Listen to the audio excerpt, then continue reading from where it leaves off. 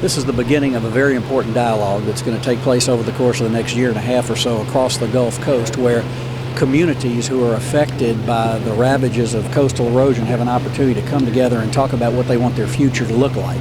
And it all starts today here in southwest Louisiana with the parishes of Calcasieu, Cameron, Vermilion, their residents participating in charrettes, that is discussion groups, to talk about the future and what we want the future to look like. We're here today with the Blue Ribbon Resilient Communities Project of the America's Wetland Foundation.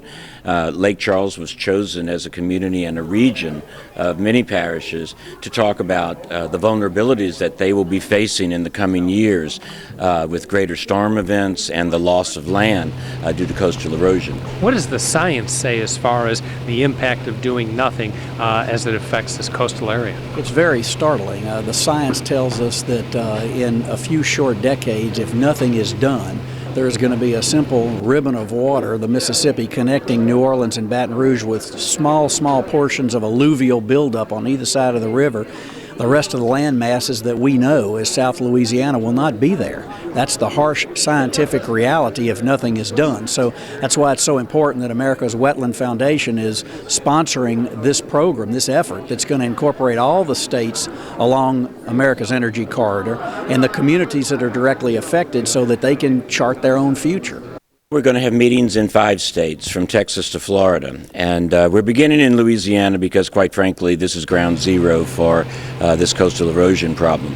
But all of our states have different problems, and they all share some commonalities, and this is what we're focusing on. What commonalities do we share? How can we bring divergent partners into the room? A balance of industry and environmental groups, government leaders, federal, state, and local, so that we can solve our problems.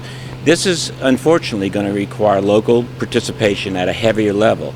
The budgets at the federal level and the state level are very stressed, and what we're trying to do is come up with action items that can begin now to restore the coast in a real sound way. What is the danger facing the coast as it affects all 5 states around the Gulf of Mexico? Well, the biggest danger facing the coast is economic. It's projected over the next 20 years that our economy will not keep up with the land loss and the degradation of the resources in the region. And so Entergy has done a study with us that shows this land loss zip code by zip code and what it will mean to the economies of this region. People don't necessarily associate some of the loss with what it means, but someone has to pay to keep the economy up and strong and the society together.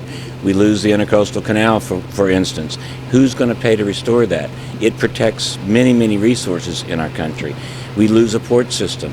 We are not able to have economic or farming in some of these places where land once was viable. These are all very serious issues that we have to tackle at the local level because it's not really being tackled at the federal and the state level. They have good planning. They've been working hard.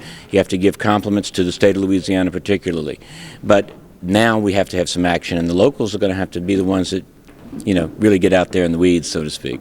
Southwest Louisiana has experienced 2 major hurricanes in the last 5 years, and those hurricanes have really had an impact as far as the health of the marshes of Southwest Louisiana. And unfortunately, we find ourselves facing the same challenges that Southeast Louisiana face.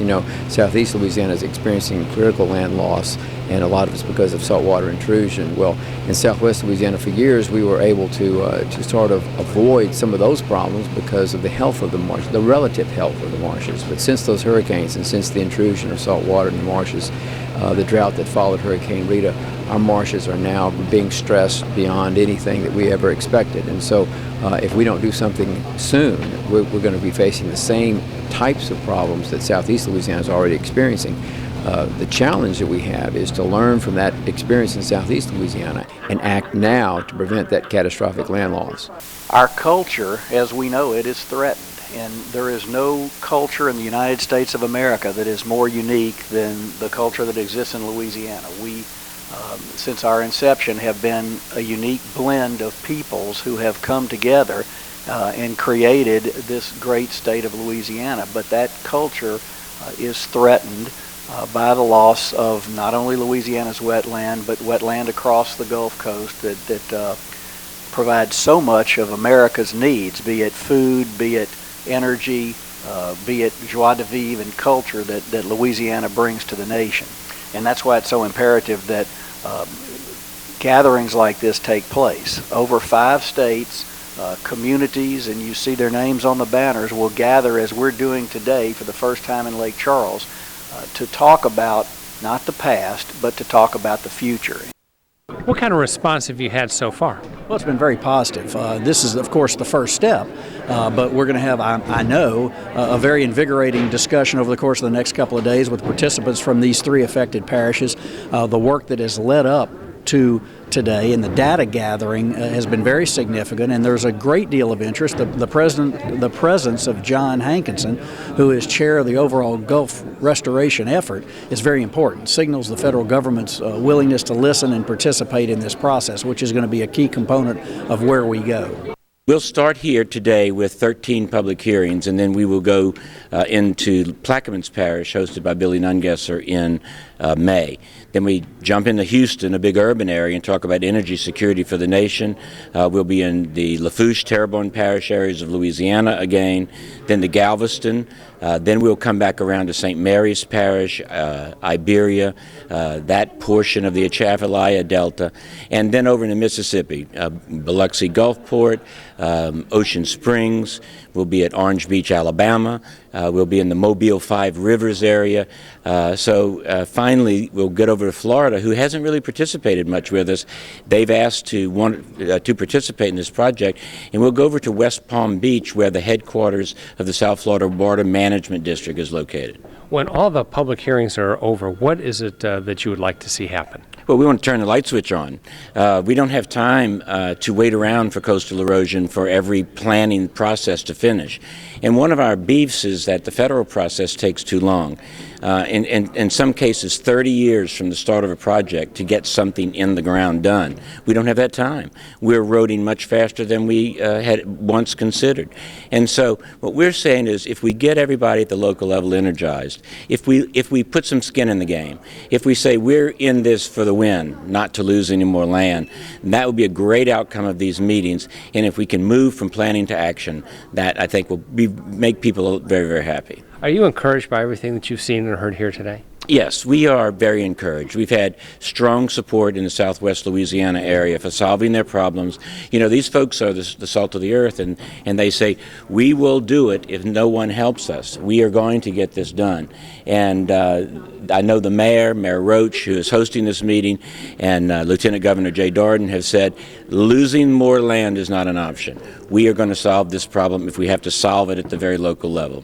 Politics is a game of numbers, and the more people you have that are participating in the process, and more people that understand the process, that understand the challenges, the better off you are in trying to convince Congress that that we need to take, of the action that we need to take, and also of the importance of taking action now. So it's really a matter of a function of time. It's a function of time. We don't have the luxury of time to wait and study. We've got to act now, and I think that a coalition of the Gulf State region coming together to help Congress understand the socio-economic impact of this, the human impact of all of this, is critical to the success of the effort.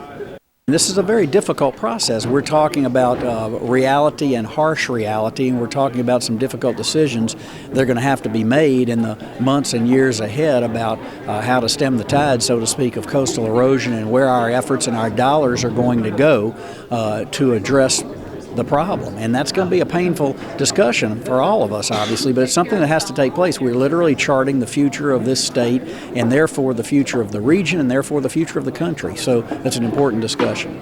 If people have questions or like more information, what should they do? They should go to americaswetland.com. There will be space for public comment for each of the meetings, and we're encouraging the public to give us their voice, because those of us with the foundation and our partners, Entergy, Shell, Chevron, the Blue Moon Fund, and the Walton Fund, need to have as much public input as we can, because the problems will be solved when the public feels very comfortable at moving ahead.